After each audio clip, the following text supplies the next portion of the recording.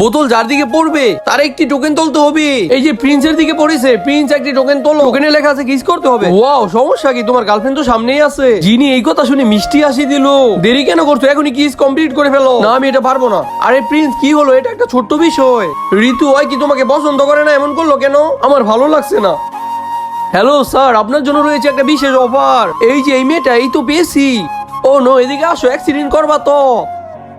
আরে এটা কি প্রিন্সের গার্লফ্রেন্ড নাকি? প্রিন্স কি করছো? উফ সারো। প্রিন্স, হ্যালো বন্ধুরা, এটা আমার হবু বউ। আমরা 3 বছর ধরে রিলেশনে আছি। কে আপনি? ছাড়ুন আমায়। কোথায় নিয়ে যাচ্ছেন? ছাড়ুন। প্রিয়া, এটা কি হলো? আমরা তো ভাবলাম তুমি প্রিন্সের গার্লফ্রেন্ড। আমি আপনার কি হই বললে কেন? তখন শুনতে পাওনি? ইডিয়েট, মারবো এক থাপ্পড়। কি মনে হয় পারবে আমার সাথে? আমি এখনই নেমে যাচ্ছি। কি হলো? দরজা লক করছেন কেন? খুলুন। যদি তুমি 1 মাসের জন্য আমার পার্সোনাল কথা শোনো, তাহলে আমি তোমাকে 1 মিলিয়ন টাকা দিব। তোমার রাস্তায় ঘুরে ঘুরে টাকা জোগাড় করতে হবে না।